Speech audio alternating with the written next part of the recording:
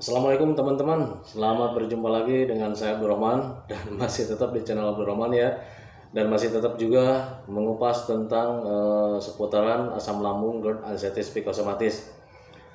Nah, di video kesempatan kali ini saya akan menjelaskan tentang metode saya ya yang waktu itu terkena asam lambung, GERD, anxieties, psikosomatis tanpa menggunakan obat. Nah, seperti itu teman-teman ya. Dan saya juga akan jelaskan alasannya di sini. Kenapa waktu itu saya mengobati asam lambung, GERD, anxieties, psikosomatis tanpa obat sama sekali, baik itu obat dari dokter ataupun obat herbal sekalipun gitu ya. Nah, itu teman-teman ya.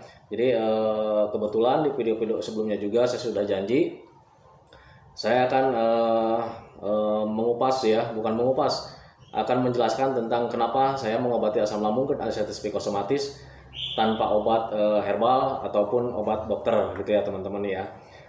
Nah, sebelum videonya saya lanjutkan ya, dimohon di subscribe dulu bagi yang belum subscribe ya, karena memang subscribe itu tidak memerlukan biaya, tidak memerlukan pendaftaran. Subscribe itu adalah hal yang sangat mudah sekali buat teman-teman. Jadi teman-teman cukup memijit saja tulisan yang warna merah, tulisan subscribe, biar video saya itu cepat berkembang dengan baik. Dan kalau seandainya video saya berkembang dengan baik, itu akan menambah semangat tersendiri buat saya untuk terus meng-share tentang seputaran asam lambung, GERD, anxieties, psikosomatis terhadap kalian gitu ya teman-teman ya. Dengan tujuan gitu ya, semoga saja video saya itu menjadi wasilah atau jalan keluar bagi kalian yang terkena asam lambung, GERD, anxieties, psikosomatis gitu ya. Karena memang orang yang terkena asam lambung, GERD, anxieties, psikosomatis itu sensasinya sangat tidak nyaman sekali gitu ya. Jadi kalau misalkan ketidaknyamanan kita itu kalau misalnya diutarakan ke orang lain yang belum terkena asam lambung, GERD, anxieties, psikosomatis, itu mereka itu nggak akan percaya ya. Karena memang orang yang terkena asam lambung, GERD, anxieties, psikosomatis itu fisiknya dilihatnya dari luar itu kayak macam sehat ya, seperti orang sehat saja gitu ya, kayak macam orang lain normal-normal saja. Tetapi di dalam itu ya, di dalam di hati, di pikiran gitu itu, waduh sangat tidak nyaman sekali gitu ya setiap harinya. Bahkan bukan setiap hari ya, setiap menitnya itu kita itu nggak nyaman ya, nggak nyaman sama sekali.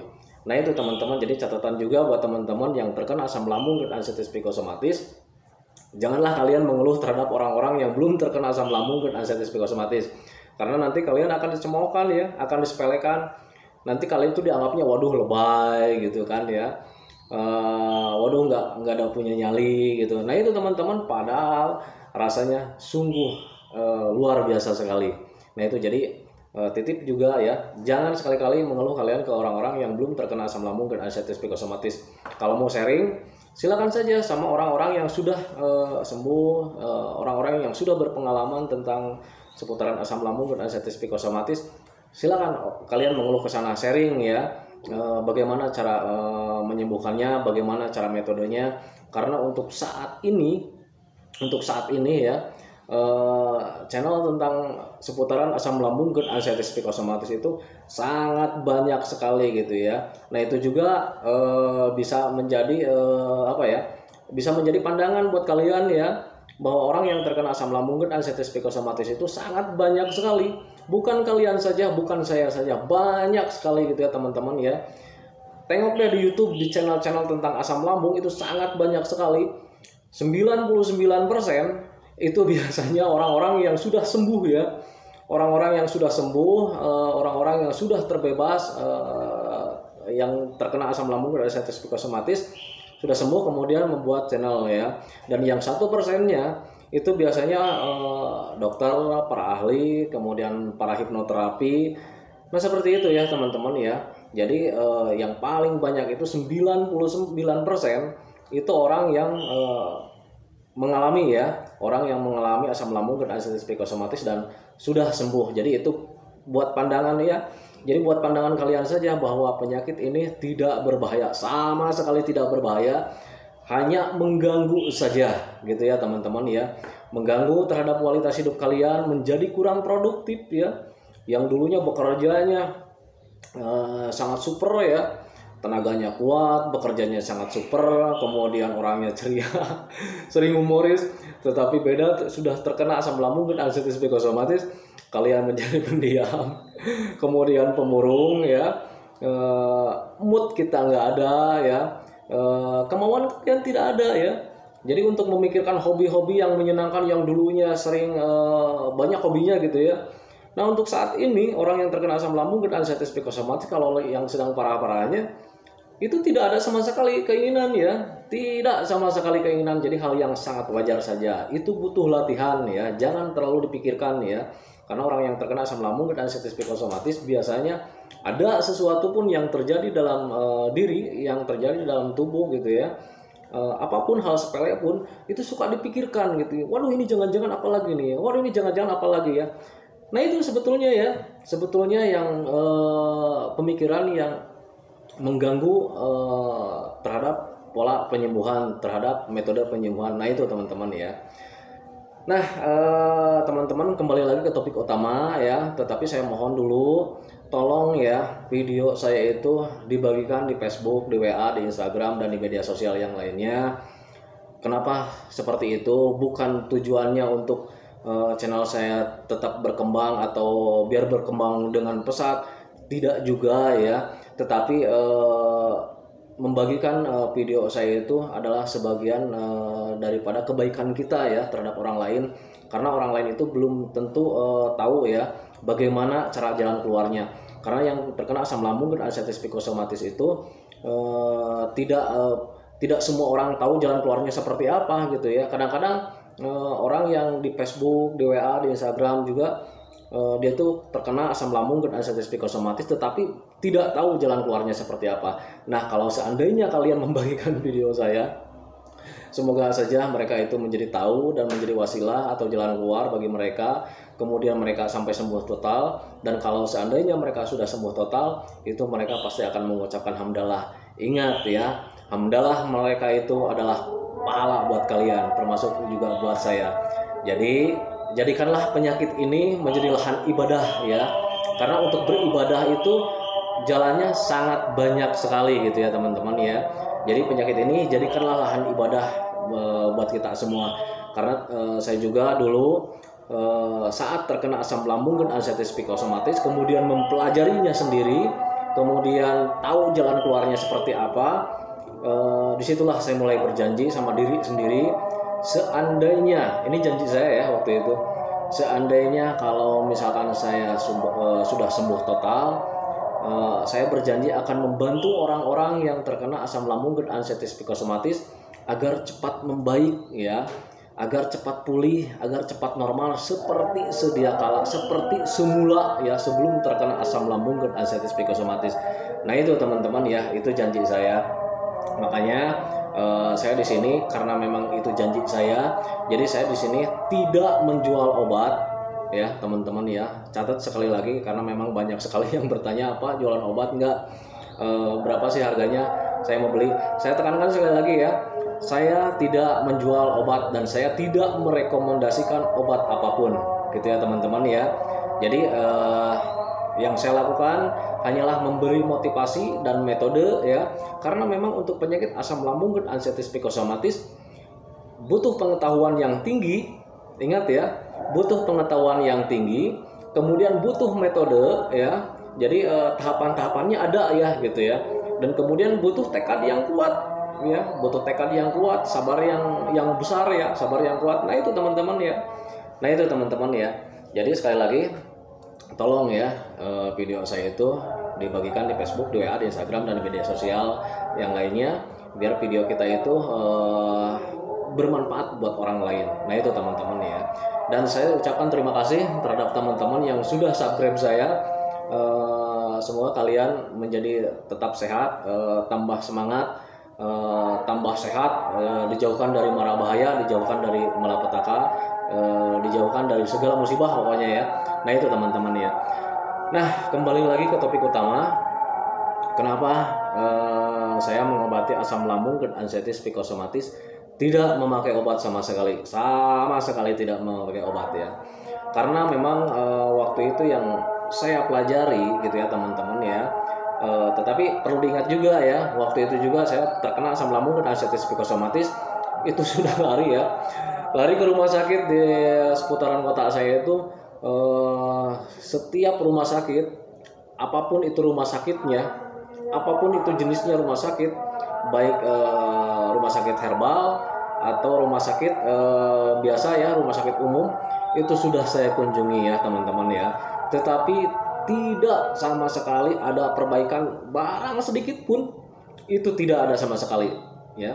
Nah akhirnya di situ saya putus asa, kemudian saya ngedrop, akhirnya tidak bisa apa-apa. Nah itu teman-teman ya. Nah kemudian tetapi saya itu keinginan bangkit itu sangat tinggi sekali ya waktu itu ya, mengingat keluarga masih banyak yang harus diurus ya teman-teman ya. Jadi kembali lagi ke tekad sendiri saya waktu itu, saya kuatkan tekad saya, kemudian akhirnya saya punya keinginan untuk bangkit ya.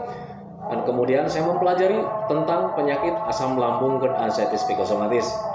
Nah setelah tahu apa itu sebetulnya asam lambung ya, asam lambung itu saya pelajari ya, apa sih sebetulnya asam lambung ya, kemudian lambungnya itu apa sih sebetulnya, dan kemudian penyakit lambung itu seperti apa. Kemudian saya pelajari juga GERD-nya, saya pelajari dulu juga anxiety-nya, kemudian psikosomatisnya juga saya pelajari. Nah akhirnya di situ saya mulai paham ya, dan ternyata saya dulu menyimpulkan ternyata penyakit saya memang nggak usah pakai obat sama sekali ya. Karena kalau misalkan kalian juga kalau seandainya sudah mempelajari, kalian bakalan paham, kalian juga nanti akan mengerti sendiri keadaan kalian sendiri gitu ya. Tetapi beda lagi kalau misalkan orang ya, Pak katanya, tapi saya kan minum obat cocok deh katanya gitu, saya bisa sembuh lagi, ya syukur alhamdulillah ya, syukur alhamdulillah. Tetapi waktu itu saya memakai obat apapun, saya tidak ada perbaikan sama sekali. Jangankan untuk 10% atau 100% ya, kayaknya di 0, berapa persen pun tidak ada sama sekali waktu itu ya. Jadi akhirnya saya mempelajarinya sendiri gitu ya, kemudian punya metode sendiri dan mengetahui kondisi saya seperti apa, kondisi lambung saya seperti apa, kemudian kondisi asam lambung saya seperti apa, kondisi GERD saya seperti apa. Jadi akhirnya tahu sendiri, karena orang yang bisa mengetahui keadaan diri sendiri itu memang dirinya sendiri gitu ya. Nah itu teman-teman ya, jadi waktu itu saya tekankan, oh ternyata saya tidak bisa memakai obat karena memang lambung saya itu seperti ini ya gitu ya. Jadi lambung saya itu memang sangat sensitif sekali gitu ya. Jadi untuk perbaikannya itu butuh penetralan ya. Saya netralkan dari obat-obat kimia, dari obat-obat herbal yang belum tentu ya, belum jelas penelitiannya. Saya hentikan waktu itu, saya stop waktu itu, kemudian saya terapkan pola hidup yang sehat gitu ya teman-teman ya. Pola hidup sehat itu yang seperti apa ya? Yaitu 3P-nya ya. Pola makan, kemudian pola hidup, kemudian pola pikir. Nah seperti itu teman-teman ya. Jadi waktu itu memang saya tidak memakai obat. Saya berpikirnya seperti ini teman-teman ya. Lambung saya itu sedang terganggu ya. Lambung saya sedang terganggu. Logikanya begini, kalau misalkan organ tubuh terganggu, kalau misalkan dimasukkan kimia-kimia gitu ya, nah itu Anda juga bisa menilai sendiri ya, seperti apa nanti ya. Nah gitu, jadi karena memang lambung saya sedang terganggu, justru saya kembalikan lagi seperti bayi gitu ya. Jadi lambung saya manjakan gitu ya, saya hentikan, saya stop obat-obat kimia, kemudian obat-obat herbal, saya stop. Jadi saya kembalikan lagi seperti bayi lagi gitu ya. Lambung saya itu saya kembalikan lagi seperti bayi gitu ya. Karena saya sangat sayang sama lambung saya gitu ya teman-teman ya. Karena memang orang yang terkena asam lambung dan artritis psikosomatis ya gangguannya di lambung ya. Waktu itu memang diponesnya di lambung, jadi saya manjakan lagi lambungnya gitu. Jadi saya tidak memasukkan lemak-lemak, saya tidak memasukkan yang pedas-pedas, kemudian saya tidak masukkan yang asam-asam, yang berbahan yang kimia, yang namanya makanan ada dasar bahan kimianya juga saya hentikan waktu itu ya. Kemudian herbal-herbal yang bisa menurunkan tekanan darah juga saya hentikan, atau bisa mengurangi darah juga saya hentikan waktu itu ya. Jadi seperti itu ya alasan kenapa saya tidak memakai obat sama sekali, karena memang saya berpikir waktu itu lambung saya ini sedang tidak beres, ya. Lambung saya ini sedang terganggu, ya. Bayangkan saja kalau misalkan ada luka, ya, di bagian dalam ada luka, kemudian kita masukkan obat-obat kimia, ya, obat-obat kimia atau misalkan obat-obat herbal yang belum jelas penelitiannya. Nah itu ya teman-teman, bayangkan, Anda juga bisa membayangkan sendirilah, ya. Bisa saja memperhambat proses penyembuhan. Tetapi ketika saya hentikan obatnya, waktu itu obat dari dokter, obat dari herbal saya hentikan ya, ternyata memang perbaikannya sangat signifikan sekali itu teman-teman ya. Ada perbaikannya. Jadi setiap minggunya itu perbaikannya sangat terasa sekali gitu teman-teman ya. Nah itu teman-teman ya. Kemudian saya waktu itu juga hentikan obat-obat lambung ya, seperti lansoprazol, omeprazol gitu ya. Ternyata setelah saya pelajari itu ya, jadi lansoprazol atau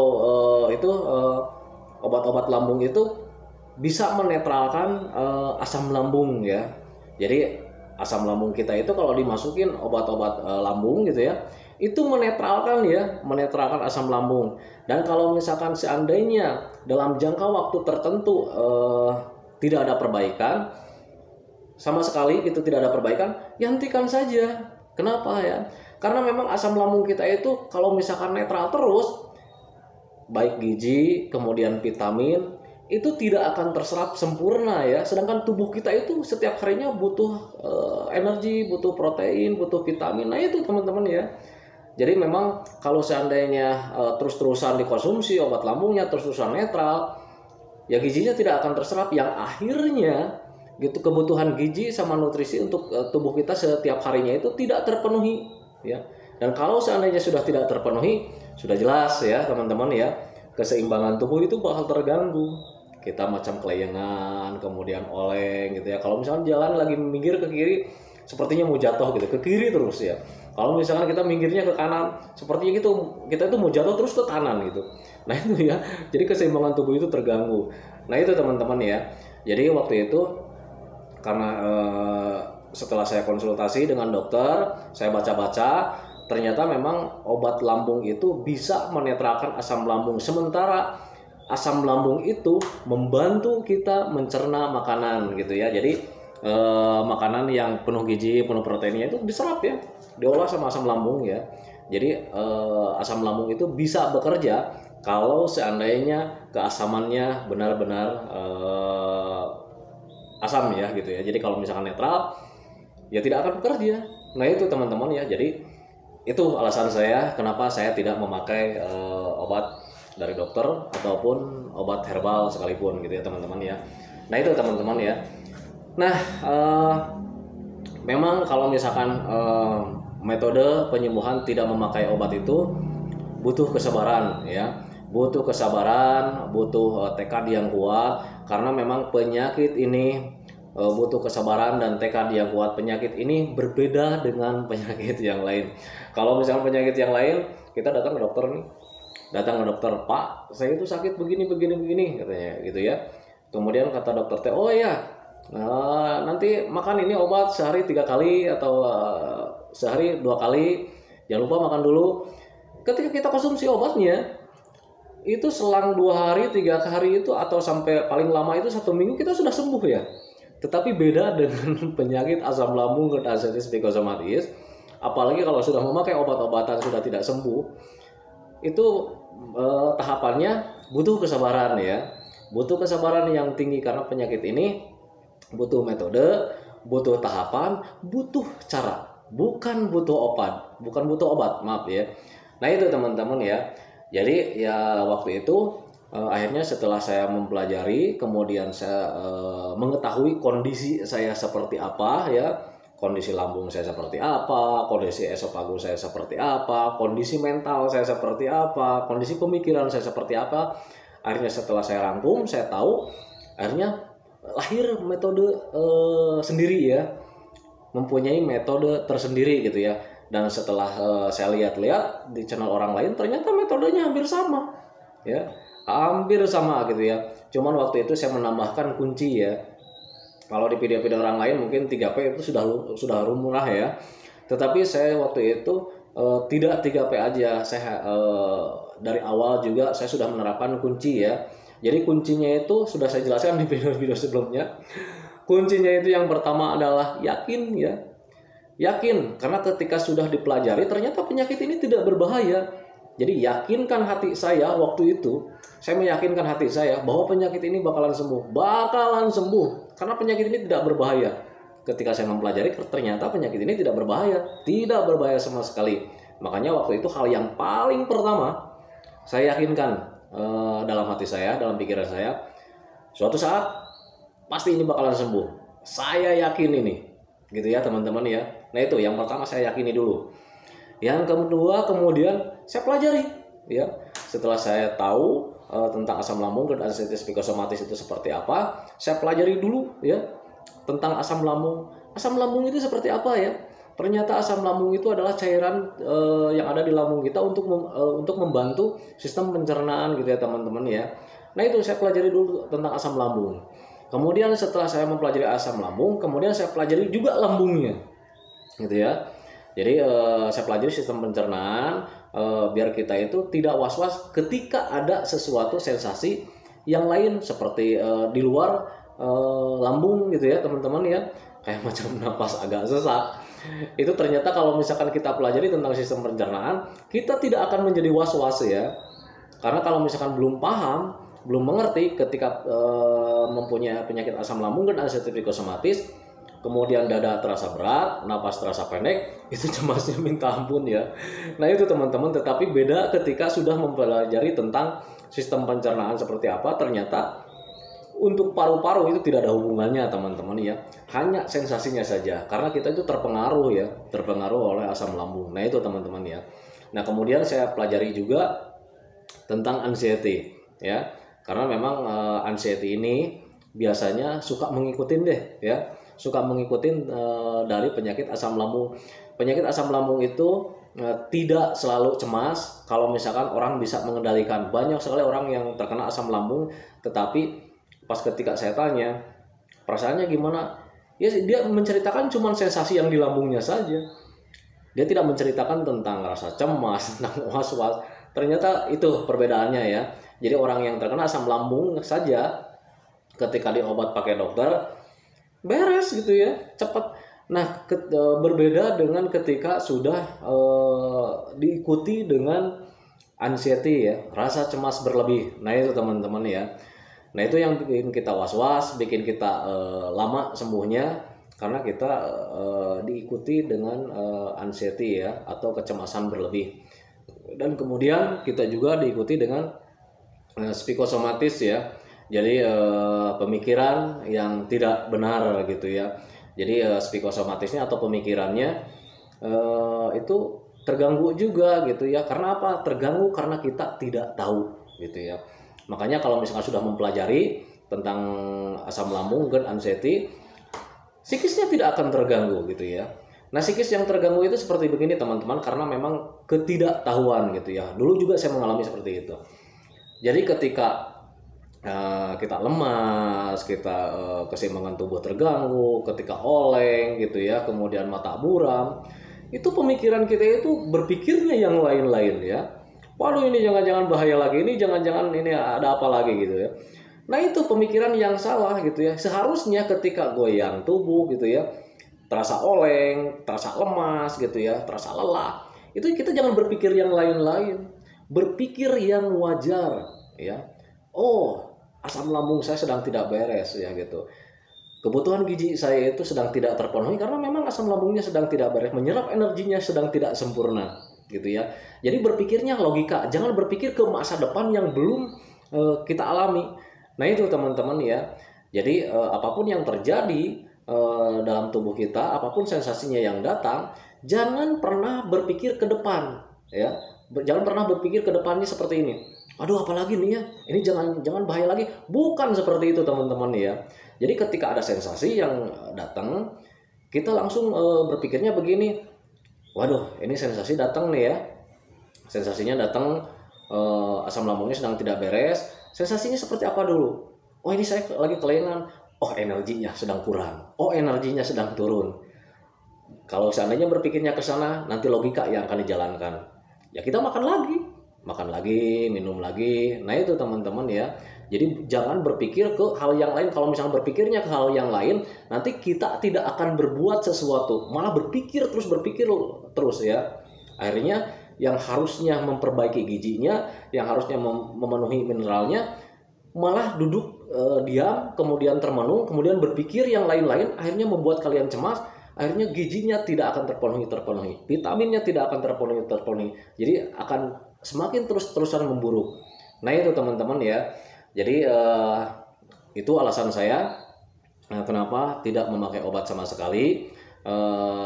Jadi saya hanya mempelajari, kemudian lakukan metodenya. Yang pertama kuncinya dulu ya, yang pertama adalah yakin ya. Yakinkan kalau penyakit ini suatu saat bakal sembuh, karena memang bakalan sembuh ya. Kemudian yang kedua, pelajari biar kalian mengerti ya. Kalau seandainya kalian sudah mempelajari, nanti psikisnya tidak akan terganggu ya. Pelajari ya. Setelah dipelajari, setelah tahu, nanti psikisnya juga tidak akan terganggu. Baru yang ketiga adalah lakukan ya. Lakukan metodenya, action ya, bergerak kalian ya. Jadi lakukan metodenya ya, jalani metodenya gitu ya. Jangan pernah menyerah. Dan kalau seandainya kalian ketiganya sudah dijalankan, nanti kalian punya hasil yang keempat, yaitu senyuman gitu ya teman-teman ya. Nanti kalian bakalan sembuh ya. Tetapi kalian juga harus punya sebagai penunjang ya. Penunjangnya seperti apa? Ya penunjangnya itu adalah 3P ya. Pola makannya dijaga, dari mulai jam makannya dijaga, kemudian jenis makanannya dijaga ya. Makanannya seperti apa? Sudah saya jelaskan di video-video sebelumnya ya. Jadi jam makannya juga sudah saya jelaskan di video-video sebelumnya. Bagi yang belum tahu, tengok video saya yang dulu-dulu ya. Nah itu, jadi pola makannya dijaga ya. Kemudian pola hidupnya. Nah yang kedua itu pola hidupnya. Pola hidupnya seperti apa? Sudah saya jelaskan juga di video sebelumnya. Jadi hiduplah yang sehat gitu ya. Istirahat di malam hari minimal 8 jam gitu ya teman-teman ya. Kemudian olahraganya yang cukup ya. Kalau seandainya belum kuat ya olahraga jalan-jalan santai saja, jalan-jalan yang ringan saja ya, yang mudah, yang ringan, kemudian menyenangkan gitu ya teman-teman ya. Yang penting bergerak ya. Soalnya untuk apa? Untuk melancarkan darah atau oksigen, aliran darah dan oksigen di tubuh kita. Nah itu teman-teman ya.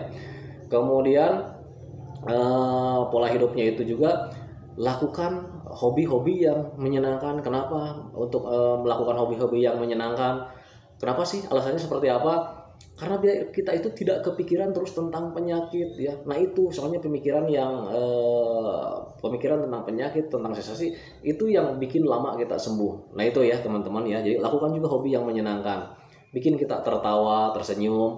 Yang memang pada awal-awalnya untuk tersenyum itu sangat sulit sekali ya, susah sekali ya untuk tersenyum, tapi tidak apa-apa, butuh latihan saja ya.